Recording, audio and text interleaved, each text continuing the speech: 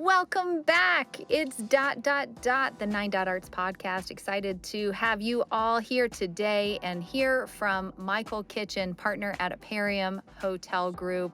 Michael is an anti-cliche design warrior. He loves original ideas and told us specifically that he is done with neon signs that say rosé all day. He is bringing fresh concepts to life in his hotels with Aparium Hotel Group, and I think you'll really enjoy hearing his stories today on the show. Quick correction for the show today. I introduce him as being with Aparium Hospitality Group. It's actually Aparium Hotel Group, but you can find him online at aparium.com. That's aparium.com.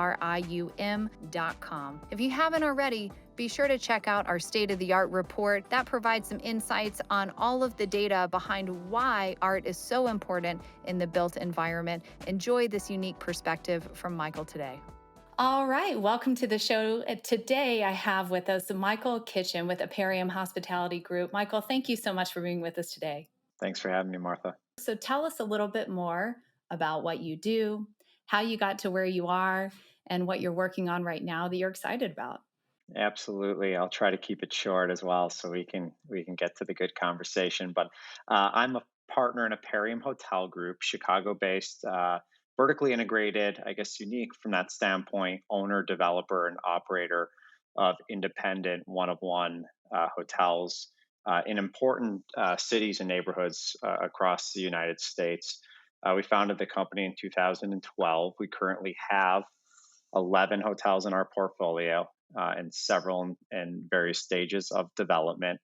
I get excited about every project I think that we work on because they're all so unique. You know, we don't replicate anything. So all of our hotels are one of one. I like to call them the new Grand Dams, as to say we're planting our flags in this important cities, important neighborhoods, and saying, hey, we're going to be here for a long time.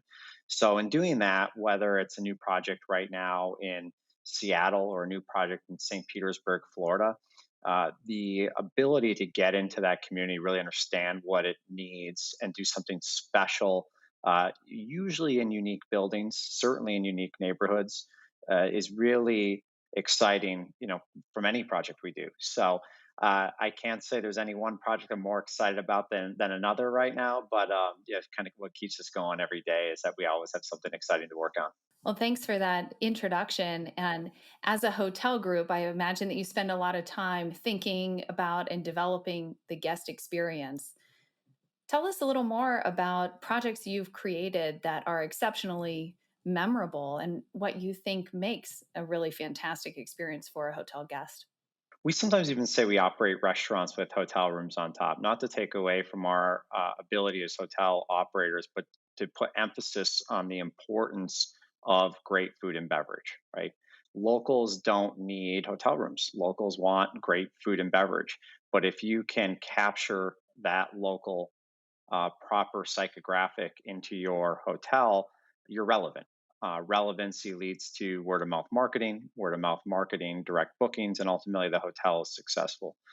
So, what we put tremendous emphasis on is creating uh, uh, awe inspiring public spaces, great food and beverage, and really being something that the local community is proud of. In many ways, it acts as a catalyst. A lot of our projects are in re-emerging Americana cities and neighborhoods, from Detroit to Ybor City and Tampa. And for us to come in and be able to do this and create a tremendous sense of pride at the local level not only creates success in our food and beverage, but ultimately makes the art marketing engine of the hotel well known and allows us to really establish ourselves on a national scale. We'll often hear people say in our hotels, I can't believe this is in Detroit. I can't believe this is in Ybor City. While they say that, it's not to say this looks like something that would be in New York or looks like something that would be in Los Angeles. It's to say, wow, we finally have something that we can be proud of. That is a great hospitality experience in our city, but they are all uniquely branded and positioned so they can only be in that city. So while it might feel new and fresh to Detroit, if you took the Detroit Foundation Hotel it can't be anywhere else. It's made from Detroit through collaboration, through design, and everything we do. Everything we do is so unique to the places in which they reside. Well, I can say firsthand that I've watched that experience unfold with the Clayton in Denver. Every time I'm there, the food and beverage scene is just hopping. The restaurant's full, the rooftop is booked. There's, people waiting at the bar because everyone wants to get in. So it's very much creating an experience for locals. So, how do art and culture align with the brand vision of the spaces that you're making?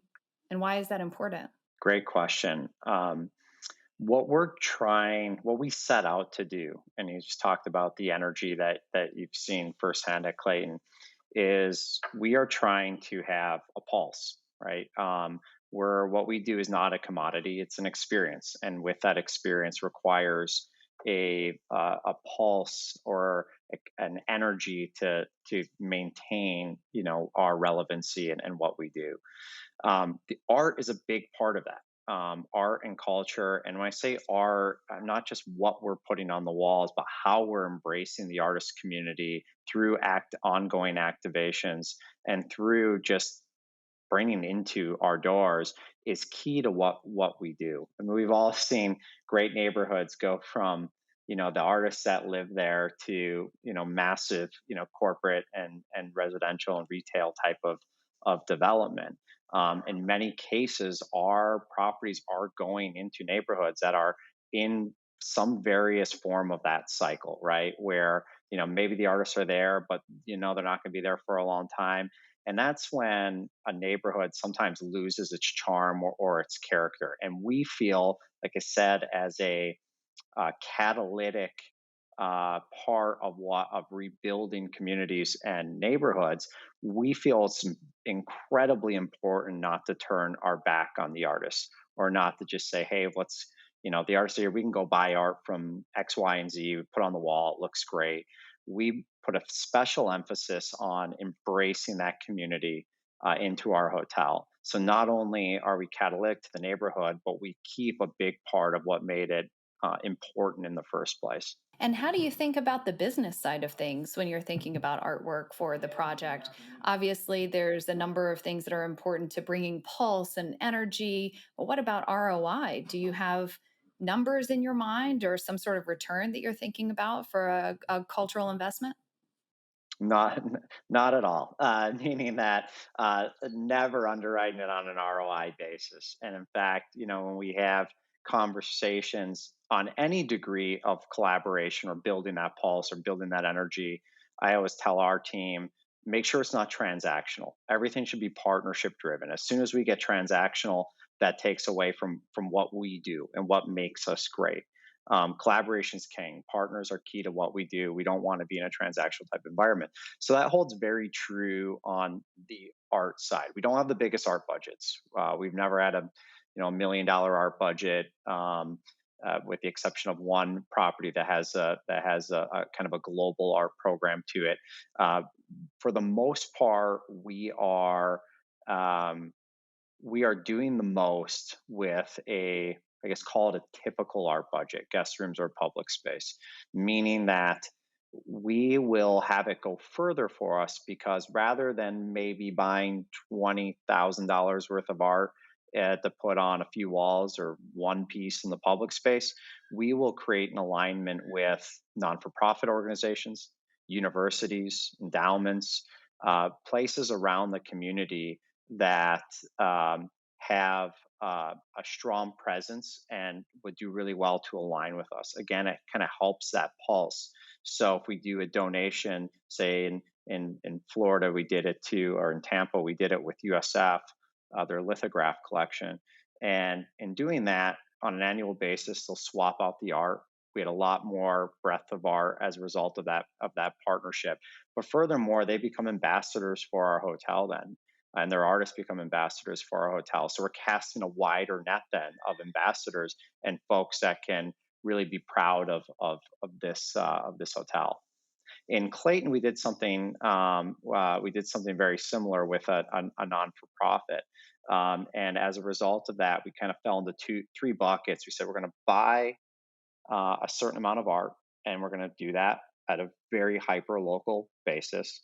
We are going to partner with an organization, a non for profit, to also have an art collection. Still in that partnership, very, very local in terms of the artists themselves. And then because Clayton's a members club, which is unique to us, we wanted to create a called a bucket or enough areas where we could showcase members art, which is very unique. That organization's not easy.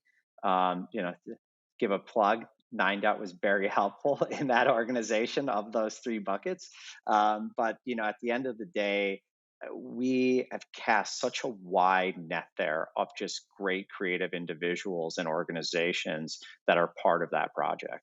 Well, it's great to hear how you're bringing these spaces to life. And in a lot of ways, this sounds like tapping into social capital, working with artists and cultural institutions to really elevate the space and raise the bar and to make the place more interesting overall. So I love hearing about the ways that you're really innovating and trying new tactics to involve the community because it feels very much like a living, breathing, experiential approach rather than saying, here's something interesting on the wall.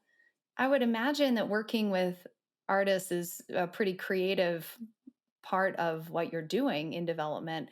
Is there creativity in other aspects of the work, or is this really a highlight? It's certainly a highlight, and I don't think what are without having the creativity in art and the partnerships in art, we would be discounted version of what we do. But what we do is so much wider, I guess, than that. We're building a new brand every single time, and we're building that brand through a ton of uh, research in the community, getting to know people, getting to know the assets in which we're taking over, the buildings we're taking over. And we are creating, again, these one of one brands. So even from the very first step, it's absolute start from scratch creative. Everything we do through that point all the way to turnkey, and really one of the last things we do is finalize art is creative. I mean, we work with different interior design groups every single time practically. We work with local architects almost every single time, and in that process there is a kind of a start from scratch creative a think tank that happens. We build wonderful teams of creative individuals, and we guide them to deliver on something iconic, something one of one. So that level of creativity, and then I haven't gotten to the food and beverage component yet. We haven't ever replicated a food and beverage concept. We have over 30 food and beverage concepts that have won everything from James Beard nominees to Eater 38 locally to Restaurant of the Year locally.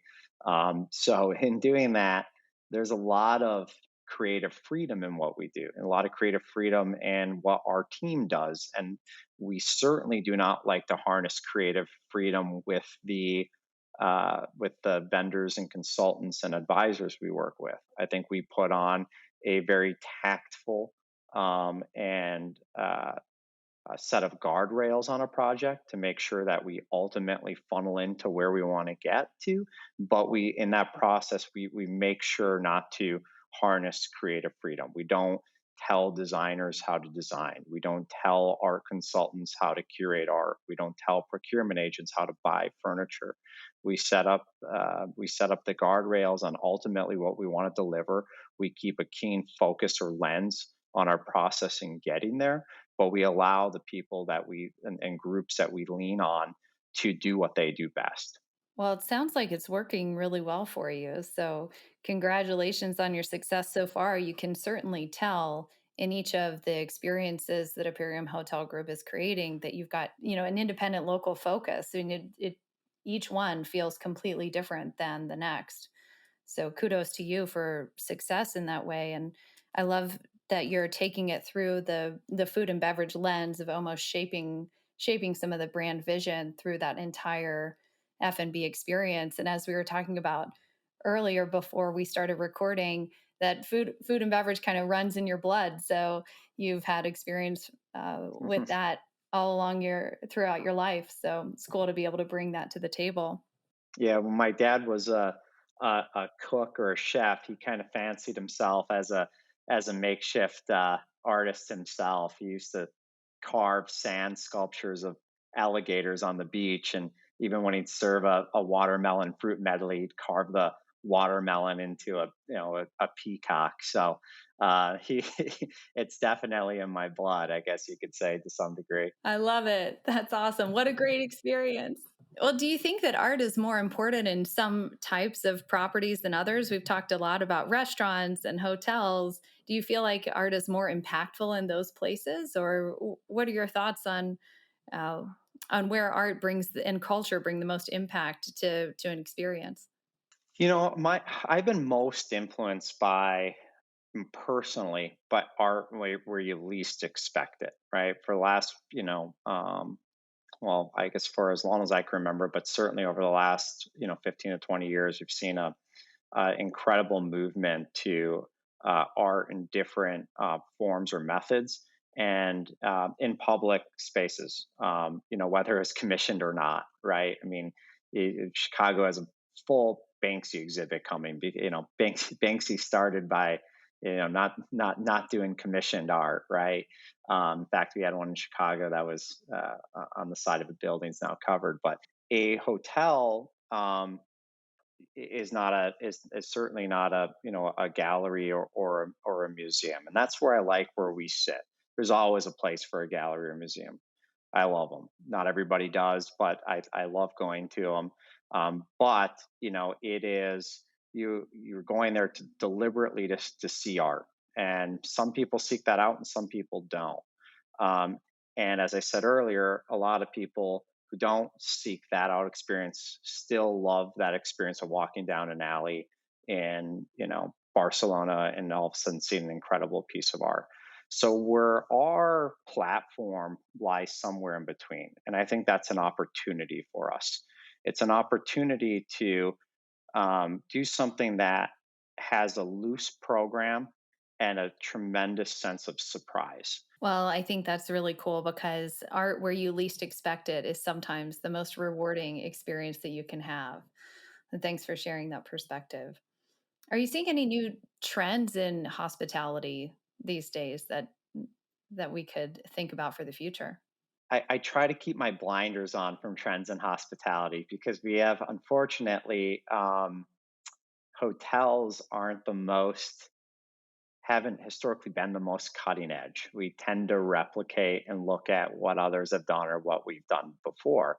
So we really try to avoid trends in hospitality.